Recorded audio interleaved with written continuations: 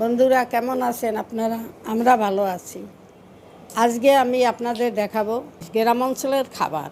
কলা গাছ তো চেনেন সবাই। সেই কলা গাছের ভিতরে একটা শ্বাস হয়। আমরা কলা গাছ কেটে সেই শ্বাসটা বের করি। এই হলো শ্বাস। এইটা বের করে এটা আমরা খাই। এটাকে বলি আমরা থোর।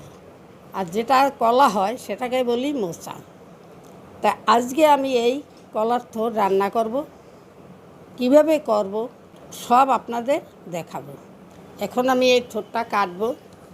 কিভাবে কাটবো আপনাদের দেখাবো। বটি নিলাম।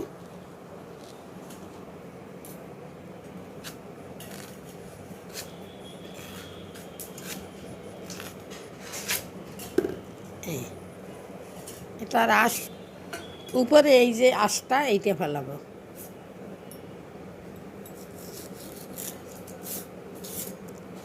এইভাবে ফেলাবো।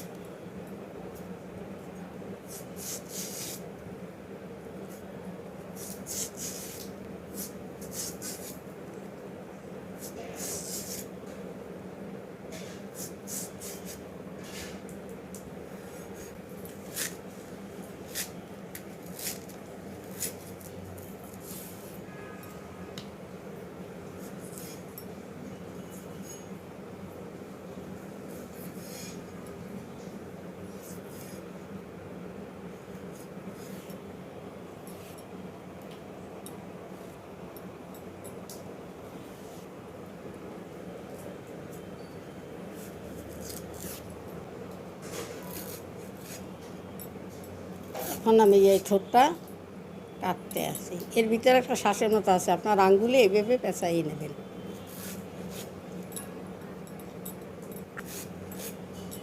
এই দেখছেন একটা আঁশ, এইটা ফেলাই নেবেন। এইটা ফেলাইয়া বটিতেও থাকে।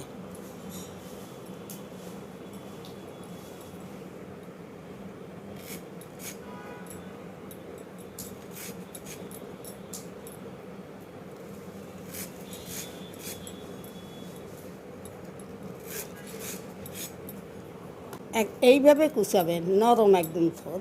এই আমরা আলু ভাজি করার জন্য কাটি না, সেইভাবে কাটবেন। এরকমভাবে আমরা থোরটা কুচাবো। সবগুলি এখন কেটে নেব।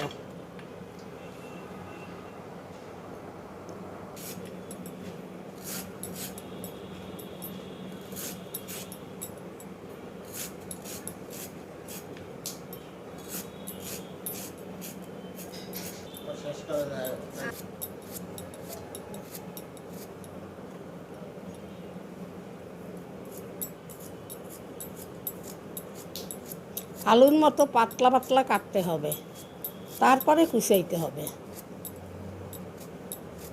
আমার থোর কুচানো হয়ে গেল।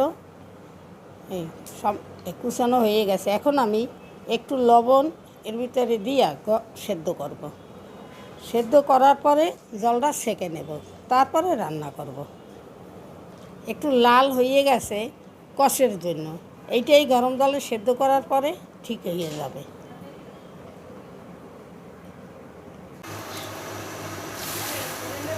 থোর সিদ্ধ করার জন্য দিয়ে দিলাম।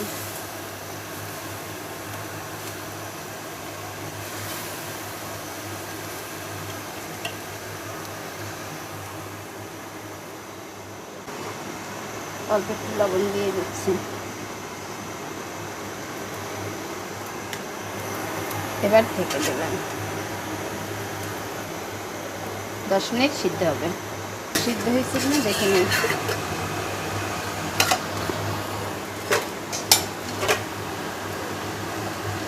হ্যাঁ, সিদ্ধ হয়ে গেছে। থোরের ভিতরে এমনিতেই জল থাকে, তাই আমি কম জল দিয়ে সিদ্ধ বসিয়েছিলাম। এখন অনেক জল বের হয়ে গেছে, সিদ্ধ হয়ে গেছে। এবার এই জলটা আমি ছেঁকে নিব। ছেঁকে ভালোভাবে ধুয়ে নিব, তাহলে এই যে একটা কালো কালো রঙ, এটা আর থাকবে না, একদম সাদা হয়ে যাবে। কষটা সম্পূর্ণ বের হয়ে গেছে। এবার বেশ কয়েকটা ধোয়া দিয়ে নেব। থোরগুলান গরম এখন ঝুড়িতে ডাললাম, ঝুড়িতে ডালিয়া আর জল দিয়ে ধুয়ে ধুয়ে করে তু দেবো, সুন্দর করিয়ে দুমো। বাবা ধোয়া শেষ, এখন চাপকে চাপকে সব এককালে উঠাইয়ে সুন্দর করিয়ে যেন থোড়ের মধ্যে জল না থাকে, এককালে নিগড়িয়ে উঠাইয়ে থমো। তো এই এরকম করিয়ে নিগড়িয়ে নিগড়িয়ে উঠাইয়ে থমো।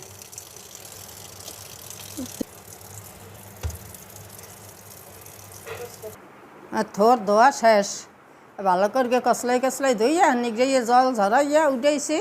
আমার থোর ধোয়া শেষ হয়ে গেছে, এখন ধুইয়ে দিই। থোর ভাজি করব, এই জন্য করেই দিয়ে দিচ্ছি তেল, তেজপাতা, দুটো শুকনো মরিচ, সরিষা পোড়া,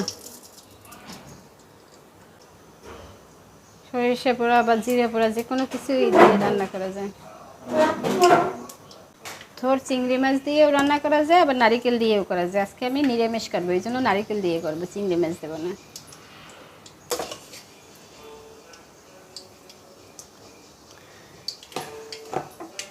এবার দিচ্ছি নারিকেল বাটা,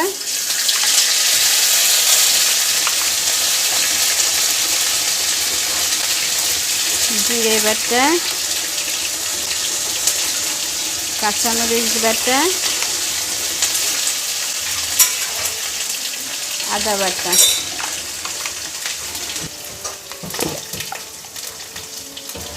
হলুদের গুঁড়ি,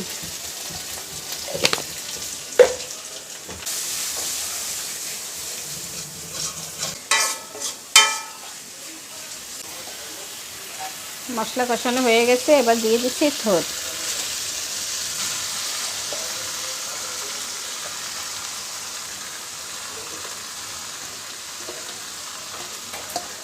দিচ্ছি সামান্য একটু জল, আর দিচ্ছি একটু বোম্বাই মরিচ। এবার ঢেকে দিচ্ছি। থোরের অবস্থা দেখি, ঢাকনা উঠিয়ে। থোর দেওয়ার পরে থোরের ভিতরে জল থাকে, তো এই জন্য কিছুক্ষণ রেখে দিতে হয়, এভাবে রাখলে আস্তে আস্তে থোরটা কমে যায়। এখন লবণ দেব, দিয়ে দিচ্ছি পরিমাণ মতো লবণ, আর দিচ্ছি সামান্য একটু মিষ্টি। এটা জলীয় সবজি, এই জন্য একটু মিষ্টি দিলে ভালো লাগে খেতে। এবার নাড়াচাড়া করে ঢেকে দিব।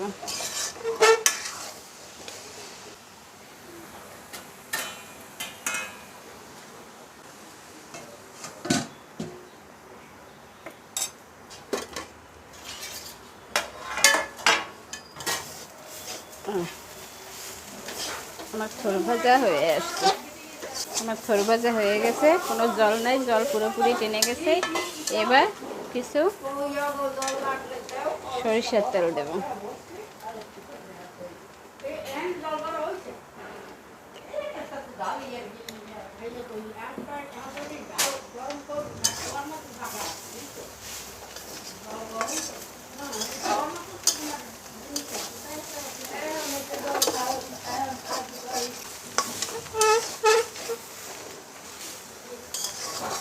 সরিষার তেল দেওয়ার পরে 2 মিনিট নাড়াচাড়া করে নেব, তারপর নামিয়ে ফেলব।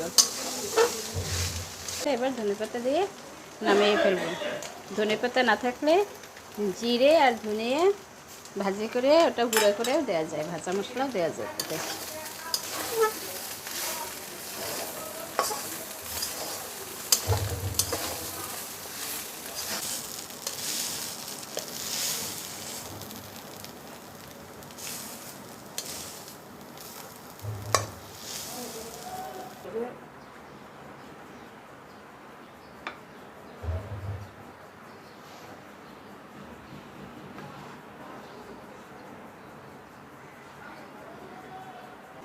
ইলিশ ভর্তা করবো, এই জন্য নিয়ে নিছি ইলিশ মাছের লেজ আর মাথা।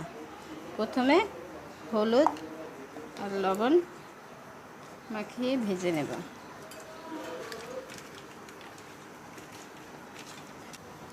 পরে তেল দিয়ে দিচ্ছি।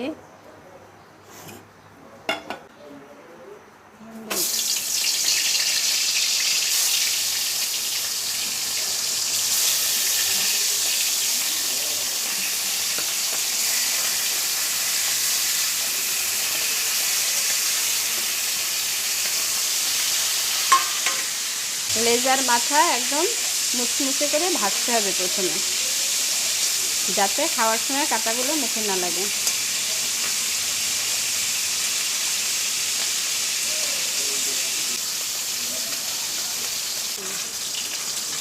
মাছটা আরেকটু ভাজতে হবে। আমার মাছ ভাজা হয়ে গেছে, আমি ভেঙে দিচ্ছি।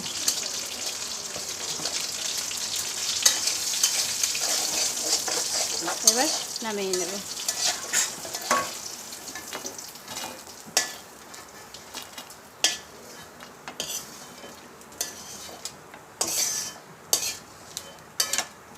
এই তেলে শুকনো মরিচ আর পেঁয়াজ ভেজে নেব।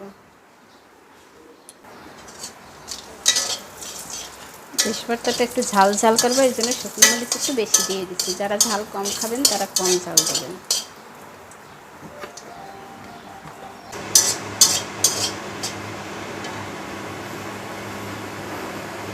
মরিচ ভাজা হয়ে গেছে, নামিয়ে নিচ্ছি।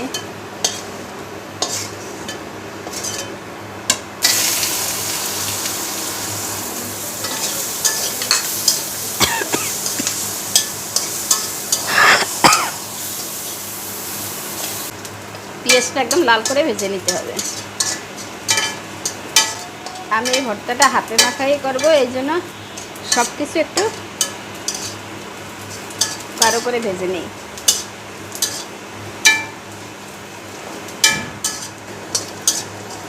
উঠিয়ে নিচ্ছি।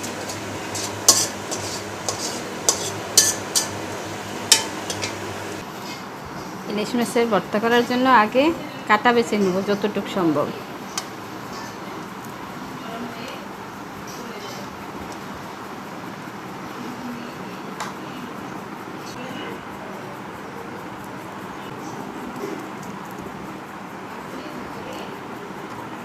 লেজের কাটা সব ফেলে দিয়েছি, মাথাগুলো ভেঙে নিয়েছি। এখন একটু গুঁড়ো করে নেব অল্প করে, নাহলে শক্ত থাকে। যে কোনো ভর্তাই খেতে ভাল লাগে, কিন্তু করতে একটু কষ্ট। এই ইলিশ মাছের লেজ আর মাথার ভর্তাটা অনেক টেস্টি খেতে। মাথা গুঁড়ো করা হয়ে গেছে, এবার নামিয়ে নিচ্ছি।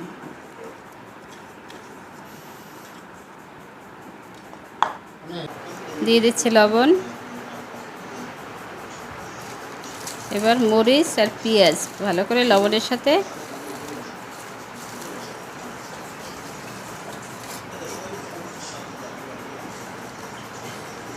মাখিয়ে নিচ্ছি।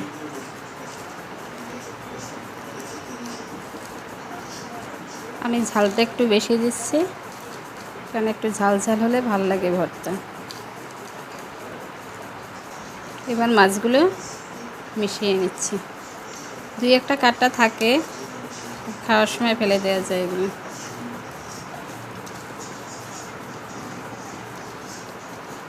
দিচ্ছি সরিষার তেল।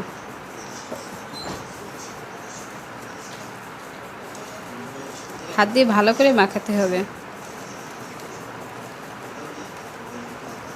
মাখানো ভালো না হলে খেতে ভালো লাগে না, এই জন্য সময় নিয়ে একটু মাখাতে হয়। মাখানো হয়ে গেছে,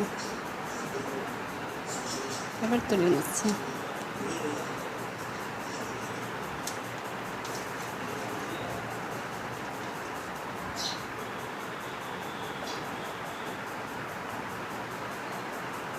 হয়ে গেছে হাতে মাখা ইলিশ ভর্তা। এটা খেতে খুব ভাল লাগে।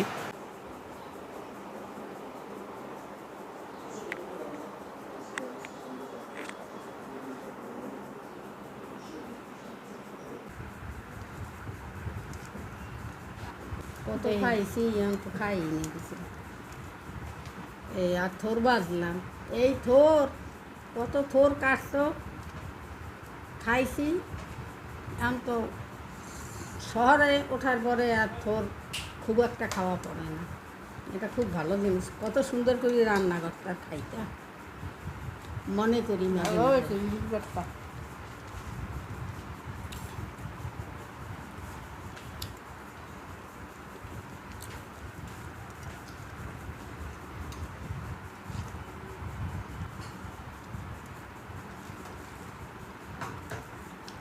ভর্তাটা খুব স্বাদ হয়েছে, ডাল টাল সব ঠিক আছে। মাঝে মাঝে খাইতেই যায় ওইভাবে,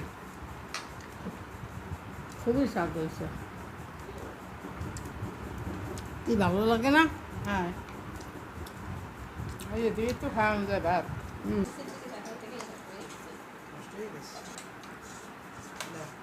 না, থোর ভাজাটাও ভালো হয়েছে। হুম, এই খুব এক স্বাদ কথাই হয়েছে। এইতেই খাওয়ানো হয়, আর কিছু লাগে না। খুব স্বাদ হয়েছে। হ্যাঁ,